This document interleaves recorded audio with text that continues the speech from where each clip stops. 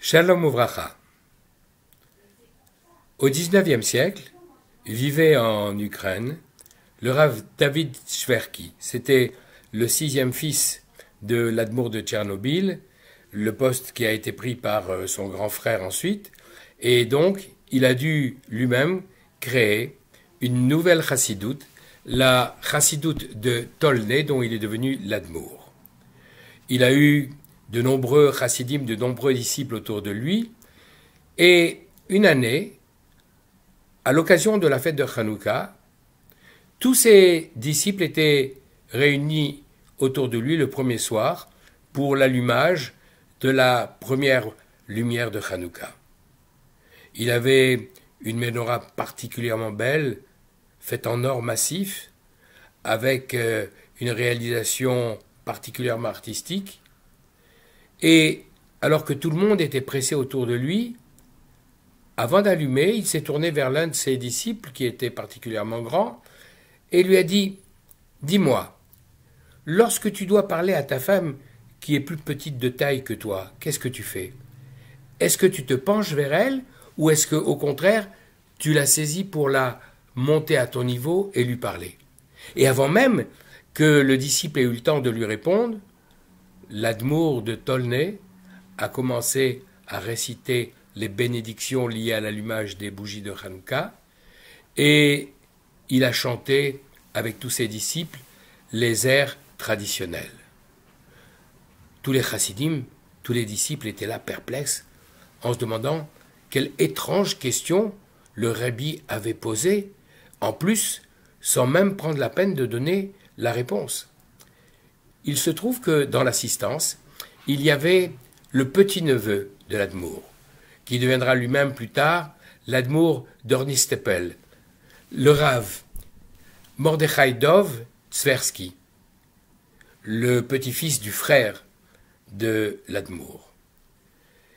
Avec un grand sourire, il s'est adressé aux chassidim, aux disciples, en disant « Je vais vous expliquer ce qu'a voulu dire mon grand-oncle en posant cette question. » Vous connaissez tous cette Gemara dans Souka, à la page 5, Hamoud Bet, qui nous dit la chose suivante.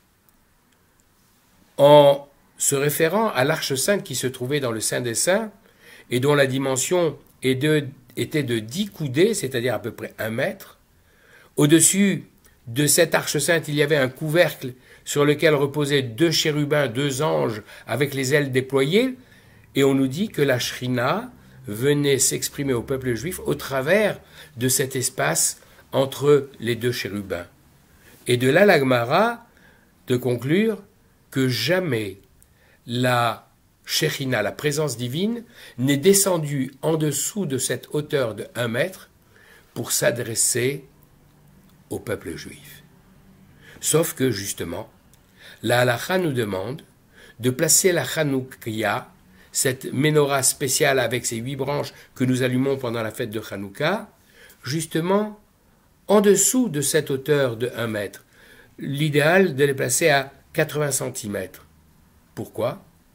Tout simplement pour nous dire que pendant cette fête de Hanouka, qui a lieu au moment où les nuits sont les plus longues, les plus noires, les plus obscures, la Shrina, la présence divine, qui n'a pas l'habitude de descendre aussi bas, et au contraire se pencher pour chercher, même dans les endroits où on ne les attend pas, ces lumières qui jaillissent dans cette obscurité et qui la chassent, et dont nous espérons que finalement, elles pourront révéler à terme le Or Zaroua la Tzadik, cette lumière qui a été cachée pour les Tzadikim et qui se révélera dans les temps à futur, quand le Mashiach Tzidkenu, quand le Mashiach que nous attendons se révélera.